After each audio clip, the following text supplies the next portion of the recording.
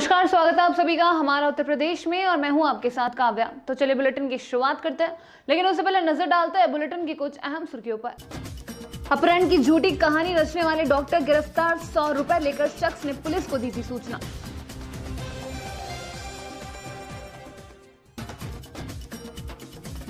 भीषण सड़क हादसे में 5 लोगों की मौके पर ही मौत।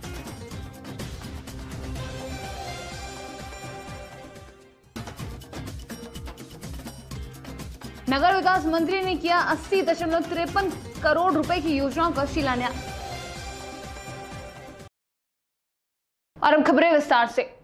उत्तर प्रदेश के इटावा जिले में थाना इकदिल क्षेत्र में कर्ज के पैसे देने से बेचने के लिए अपने अपहरण की झूठी साजिश रचने वाले कथित डॉक्टर को पुलिस ने 2 साथियों समेत गिरफ्तार कर जेल भेज दिया। वरिष्ठ पुलिस अधीक्षक आकाश तोमार ने बताया कि पिछले शुक्रवार को थाना इकदिल पुलिस को सुबोध राजपूत ने अपने भाई मनोज राजपूत के कार सवार लोगों द्वारा अपहरण किए जाने की सूचना दी थी। सूचना को गंभीरता से लेते हुए पुलिस ने तत्काल सूचना दर्ज कर मामले की जांच शुरू की और अपहृत मनोज राजपूत की तलाश करने के लिए 2 टीमें लगाई गई। खबर है बिहार के बेगूसराय से, जहां सरकारी अनाज नहीं मिलने पर आक्रोशित ग्रामीणों ने डीलर के खिलाफ मोर्चा खोल दिया है।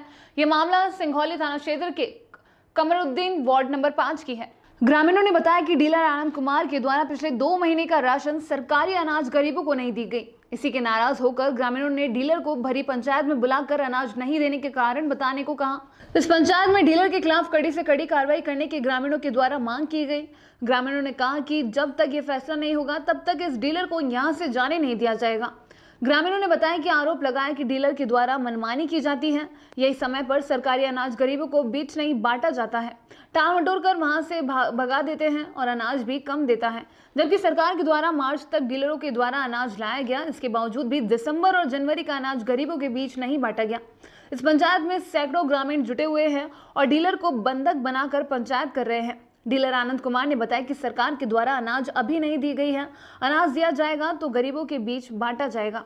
पंचायत का फैसला आया कि अगर इस बार गरीबों के बीच सरकारी अनाज सही ढंग से नहीं बांटा जाएगा तो इसके ऊपर कानूनी कार्रवाई की जाएगी। साथ ही इस डीलर के खिलाफ एसडीओ से शिकायत की जाएगी। फिर भी अगर बात नहीं मानी जाएगी तो एसडीओ को घेराव किया जाएगा। इसके बाद पूरा मामला शांत हुआ और डीलर आनंद कुमार को उस जगह से जाने दिया गया।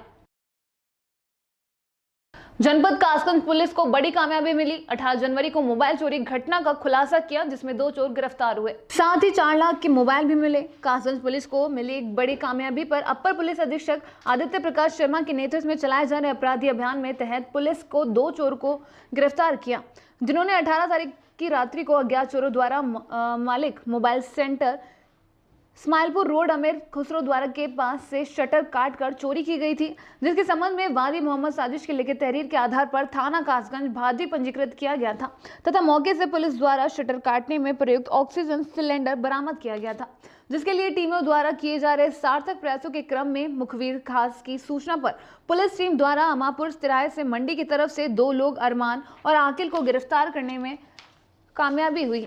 गिरफ्तार अभियुक्तों के कब्जे में मालिक मोबाइल सेंटर से चोरी गए मोबाइलों में से 28 मोबाइल बरामद किए गए हैं। अभियुक्ति द्वारा पूछताछ में बताया कि इस्माइलपुर रोड पर अमीर खुलासा द्वारा के पास स्थित मालिक मोबाइल सेंटर में चोरी करने हेतु हमने गैस कटर से शटर काटकर चोरी की थी तथा जल्दबाजी में मौके पर शटर काटने में प्रयुक्त ऑक्सीजन सिलेंडर छोड़कर भाग गए थे।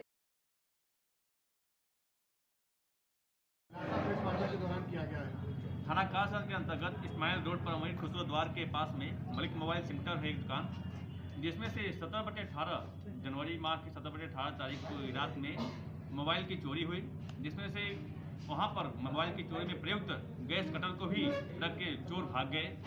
वादिया के तहरीर पर मुकदमा पंजीकृत किया गया और छानबीन शुरू की गई। हमारे जनपद कासगंज के श्रीमान पुलिस अधीक्षक महोदय के नेतृत्व में इस छानबीन के अंतर्गत 2 अपराधी सामने आए, जिनके आधार पर उनके पास 28 मोबाइल बरामद किए गए और उनके द्वारा बताया गया कि 2 लोग ये अपराधी और एक और अपराधी जिसका नाम हरपाल है, जो बाद में 22 तारीख को जेल चला गया थाना अमापुर से। इन तीनों ने मिलकर उस मोबाइल की दुकान में चोरी किए और हरपाल जो कि जेल चला गया, उस पर भी हम पूछताछ के लिए पीछे चाल लेंगे और इनके खिलाफ जो भी धाराएं बन रही हैं उनमें भी संबंध कार्रवाई की जाएगी। ये अमापुर रोड पर जो है इन दोनों अभियुक्तों को जो है गिरफ्तार किया गया जो है मुखबिरी के आधार पर, और इन्हीं अभियुक्तों के आधार पर मोबाइल बरामद किए गए। सर बात करें अगर आपराधिक इतिहास की तो क्या कुछ इनका आपराधिक? हाँ, बिल्कुल सही कहा आपने। आपराधिक इतिहास से हमने छानबीन की है, जिसमें से कि 2 जो गिरफ्तार किए गए हैं इनका कोई आपराधिक इतिहास नहीं है, लेकिन हरपाल का अब कई आपराधिक इतिहास हैं और उसके खिलाफ जो है हम रंगेतरी कार्रवाई भी कर रहे हैं। वो पूरी हो गई है, जल्द ही विधिक कार्रवाई की जाएगी। तो वहीं जौनपुर में वाराणसी राजमार्ग लैंगपुर के समीप आज पिकअप में ट्रक के सामने आने से टक्कर हो गई, जिसमें पिकअप में सवार 5 की घटनास्थल पर बड़ी मौत हो गई, जबकि एक की जिला अस्पताल में जाते समय मौत हो गई। सभी भी क्रिटिकल कंडीशन देखते हुए वाराणसी रेफर कर दिया गया है। पिकअप में कुल 18 लोग सवार थे। परिजन वाराणसी के पिंडारा के एक ढाबे पर परिजन वाराणसी के समीप एक ढाबे पर सभी खाना खाने के बाद जैसे नेशनल हाईवे पर करीब 2 किलोमीटर गाड़ी चलाते हैं, वैसे ही सामने से आ रही थी। ट्रक से जोरदार टक्कर हो गई, जिसमें आधा दर्जन की मौत हो गई। घटना के बाद घायल ने बड़े सड़क पर चल रहे वाहनों से सहायता मांगी, लेकिन किसी ने नेशनल हाईवे पर अपनी गाड़ी रोकने की जहमत नहीं उठाई। उसके बाद किसी तरह से घायल मनोज ने एम्बुलेंस और पुलिस को फोन किया। उसके बाद राहत और बचाव कार्य किया गया। करीब 5 को घायल मनोज ने खींचकर बाहर निकाला। जिले के जौनपुर से वाराणसी राजमार्ग के लैंगपुर के समीप आज भोर में वाराणसी में 110 वर्षीय धन देई महिला की दाह संस्कार करके पिंडारा में खाने के बाद इनकी गाड़ी आगे बढ़ा ही था, वैसे ही तेज रफ्तार ट्रक के सामने से मारी टक्कर, जिसमें कुल 18 लोग सवार थे, जिसमें 5 की घटनास्थल पर ही मौत हो गई, जबकि एक की रास्ते में ही मौत हो गई थी।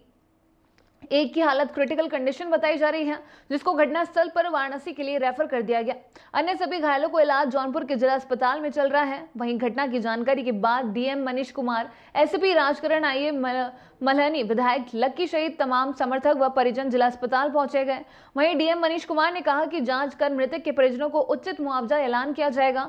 वहीं एसपी ने बताया कि घटनास्थल से ट्रक को कब्जे में ले लिया गया है, और जबकि ट्रक चालक मौके से ही फरार हो गया था। जनपद जौनपुर में बनारस से अंतिम संस्कार करके लौट रहे थे। गांव जलालपुर गांव के लोग थे, पिकअप गाड़ी से लौट रहे थे और रात में लगभग 3 बजे के आसपास ट्रक से भिड़ंत हो गई। मौके पर ही 5 लोगों की डेथ हो गई और एक व्यक्ति की हॉस्पिटल ले जाते समय डेथ हो गई है। बाकी लोग जो हैं उनका ट्रीटमेंट हम लोग कर रहे हैं, बाकी सभी तो ठीक हैं। एक व्यक्ति थोड़ा सा क्रिटिकल है, उसको हम लोगों ने बनारस रेफ़र कर दिया है। परिवारजनों से मुलाकात हो गई है। बहुत ही दुखद ये क्षण है, 6 लोगों की एक साथ मृत्यु हो जाना। इसमें जो भी उचित कार्रवाई है, मदद है, वो हम लोग कर रहे हैं। बाकी जो ट्रक है और गाड़ी है जिससे एक्सीडेंट हुआ था, उस सबको कब्जे में ले लिया गया है। ड्राइवर अभी नहीं मिल पाया है, उसकी भी तलाश हम लोग कर रहे हैं। कैसे हुई घटना, इसका पूरा हम लोग डिटेल निकाल रहे हैं। कहाँ गए थे ये लोग, कुछ पता चला क्या? ये बनारस गए थे लोग अंतिम संस्कार करने। एक इनके परिवार की बुजुर्ग थी, 110 साल की महिला थी बताया गया। उनका अंतिम संस्कार करने मणिकर्णिका घाट गए थे और वहाँ से वो लोग रात में लौट रहे थे। कितने लोग गाड़ी में सवार थे? बताया गया है कि 16 से 17 लोग थे गाड़ी में और 18 भी लोग थे और उसमें से 6 लोगों की डेथ हो गई है। एक क्रिटिकल है, बाकी लोग ठीक हैं। मुआवजे के लिए क्या कार्रवाई करें? जो भी उचित कार्रवाई है सब हम लोग, इसीलिए मैं भी मौके पर आया हूँ। मैं परिवार के लोगों से भी मिला हूँ। हर संभव मदद जिला प्रशासन करेगा और उच्चाधिकारियों को भी हमने अवगत करा दिया है, तो जो भी मदद होगी हम लोग करेंगे। नगर विकास मंत्री ने आज 80.53 करोड़ रुपए योजनाओं का शिलान्यास किया। उत्तर प्रदेश आशुतोष टंडन की अध्यक्षता में नगर निगम के प्रांगण में कानपुर नगर के समय विकास हेतु 80.53 करोड़ रुपए की योजनाओं का शिलान्यास एवं लोकार्पण रिमोट दबाकर किया गया। उन्होंने नगर निगम व औद्योगिक विकास निधि से 54.67 करोड़ रुपए की विभिन्न परियोजनाओं को लोकार्पण तथा 25.86 करोड़ रुपए की योजनाओं का शिलान्यास किया। इस अवसर पर उन्होंने पीएम स्वनिधि योजनाओं के अंतर्गत पटरी दुकानदारों को 10-10 हजार रुपए के ऋण, 3 लाभार्थियों को प्रधानमंत्री आवास योजना अंतर्गत 3 लाभार्थियों को प्रधानमंत्री आवास की चाबी तथा 4 कर्मियों को अनुकंपा के आधार पर नगर निगम में नियुक्त पत्र प्रदान किए। और अब खबर कानपुर से, जहां समाजवादी पार्टी नौजवान सभा संगठन के राष्ट्रीय अध्यक्ष का भव्य स्वागत किया गया। समाजवादी नौजवान सभा संगठन के अध्यक्ष धर्मेंद्र यादव राजा आज कानपुर लाल बंगला पहुंचे। परदेव नंद पूर्वा लाल बंगला क्षेत्र में सम्मान समारोह का कार्यक्रम आयोजित किया गया। कार्यकर्ताओं ने फूल मालाओं से अध्यक्ष का भव्य स्वागत किया। समाजवादी नौजवान सभा संगठन के प्रति लगनशीलता व ईमानदारी से संगठन को बढ़ाने की आस्था को देखते हुए लाल बंगला निवासी रामसुख यादव को समाजवादी नौजवान सभा संगठन की राष्ट्रीय मीडिया प्रभारी पद पर नियुक्त किया गया। इससे कार्यकर्ताओं में खुशी की लहर दौड़ गई। सभी कार्यकर्ताओं ने रामसुख यादव को माला पहनाकर बधाई व शुभकामनाएं दी। रामसुख यादव ने कहा कि माननीय अखिलेश यादव जी के दिशा निर्देश से संगठन को ऊंचाइयों तक ले जाना है, उसे इसलिए कड़ी मेहनत करते रहेंगे। पार्टी के उद्देश्य जनता से जुड़े सभी कार्यों को जन जन तक पहुंचाने कार्य किए जाएंगे, जिसके जनता का विकास हो सके। खबर है बिहार के बेगूसराय से, जहां जमीनी विवाद में हुई जमकर मारपीट में दोनों पक्षों से तकरीबन 8 लोग बुरी तरह से घायल हो गए, जिनका इलाज सदर अस्पताल बेगूसराय में चल रहा है। घटना लोहिया नगर थाना क्षेत्र के वार्ड नंबर 27 का है। घायल सभी व्यक्ति आपस में फरीकी रिश्तेदार है। बताया जा रहा है कि पन्हास निवासी श्याम किशोर सिंह, संतोष सिंह एवं मंटू सिंह ने 18 कट्टा जमीन को लेकर पिछले 30 वर्षों से विवाद चल रहा था। प्रथम पक्ष श्याम किशोर सिंह का आरोप है कि उक्त जमीन को मंटू सिंह के द्वारा किसी अन्य के हाथों बेचने की कोशिश की जा रही है, और इसी बात का विरोध करने पर आज मंटू सिंह अपने तकरीबन 1 दर्जन अन्य सहयोगी के साथ पहुंचा तथा लाठी, डंडे, फरसे एवं पिस्तौल के बट से मारपीट शुरू कर दी। फिलहाल दोनों पक्षों के द्वारा पुलिस में घटना की शिकायत की गई है। पुलिस ने मामले को दर्ज कर छानबीन शुरू कर दी है। तो वहीं खबर बेगूसराय से, जहां सदर अस्पताल में उस वक्त अफरा तफरी का माहौल उत्पन्न हो गया जब एक साइकिल की चोरी करते एक चोर को रंगे हाथों ड्यूटी पर मौजूद होमगार्ड के जवानों ने पकड़ लिया तथा उसे जमकर पिटाई के बाद नगर थाने के हवाले कर दिया। गिरफ्त में आए चोर की पहचान मटिहानी थाना क्षेत्र के मटिहानी गांव निवासी नंदन महतो के रूप में की गई है। नंदन महतो ने स्वीकार किया है कि सदर अस्पताल में लगातार उसके द्वारा चोरी की घटना को अंजाम दिया जा रहा था।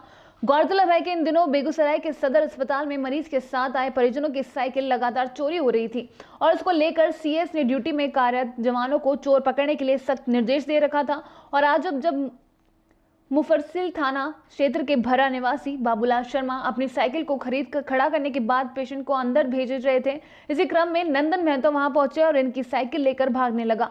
चोर को देखकर बाबूलाल शर्मा के द्वारा हल्ला किया गया। उसके बाद होमगार्ड के जवानों में नंदन महतो को पकड़ लिया एवं उसकी पिटाई शुरू कर दी। तो वहीं सेठपुरा के क्षेत्र ग्राम कॉलोनी में दूसरे दिन भी बदमाशों ने फायरिंग करते हुए धावा बोला। वहीं दूसरे मामले में जानकारी ग्रामीण के लोग शिवनाथ ने बताया कि दिन रविवार को रात 9 बजे स्कूटी कर सवार 3 बदमाशों ने गांव में फायरिंग करते हुए थाना बोल दिया, जिसमें गांव में दहशत फैल गई। जब ग्रामीणों को जानकारी मिली तो गांव वालों ने घेराबंदी की, जिससे तीनों बदमाश फायरिंग करते हुए फरार हो गए। वहीं पूरा मामला गांव वालों ने बताया कि दिन शनिवार को भी बदमाश गांव में आए थे। उनमें से ये बदमाश को पकड़कर पुलिस के हवाले कर दिया था, जिससे उसके अन्य साथी फरार हो गए। वहीं सूचना मिलने पर थाना कोबरा पुलिस मौके वारदात पर पहुंची गई, लेकिन अभी तक पुलिस की तरफ से अभी तक घटना की जानकारी नहीं दी गई है और इसके पीछे क्या राज है, जिससे आला अधिकारी चुप्पी साधे हुए हैं। वहीं इस मामले की जानकारी चुप्पी साधे हुए हैं अपर पुलिस अधीक्षक आदित्य प्रकाश वर्मा की जांच कराने के लिए आदेश दिए। क्या घटना थी आज, क्या हुआ है गांव में? अभी 8:45 के करीब बदमाश आए थे गांव में, स्कूटी पे 3 लोग थे और गांव वालों को मालूम पड़ गया तो उनको फिर रौंदा। क्या बदमाशों ने फायरिंग भी की थी? हाँ, फायरिंग भी हुई है। अच्छा, क्या इससे पहले भी बदमाशों ने कोई घटना को अंजाम दिया? कल भी घटना हुई थी, कल भी बदमाश गांव घर में चढ़े थे, कल पकड़ लिया और एक पकड़ा गया था उसमें, बाकी भाग गए। पकड़ा वाला कहाँ है? पकड़ा वाला पुलिस को दे दिया, 100 नंबर 112 नंबर बुला करके। क्या आज बदले की कार्रवाई है ये? हो सकता है बदले की कार्रवाई हो। खबर उत्तर प्रदेश के कासगंज से, जहां महिलाओं पर हो रहे अत्याचार थमने का नाम नहीं ले रहे हैं।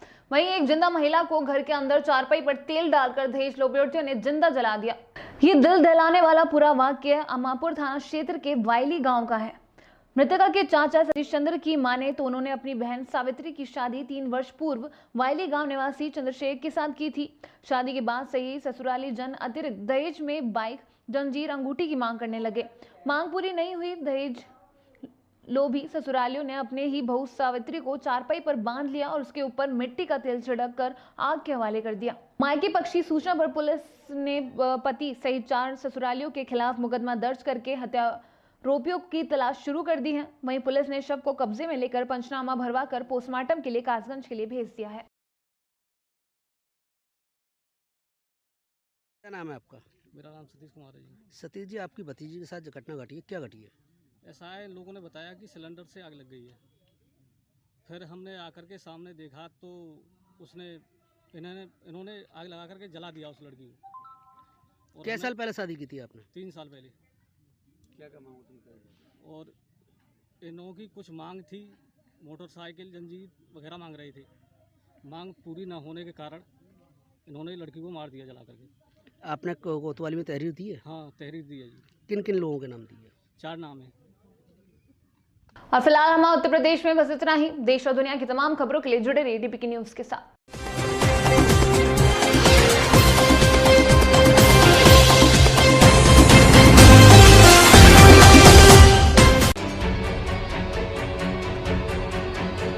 इस देश में झूठ का साम्राज्य है। मैं तुम्हारा चैनल ना देखूंगा, इनकी चैनलें बंद हो जाएंगी, झूठ का धंधा बंद हो जाएगा और ये सब करना आपके हाथ में है।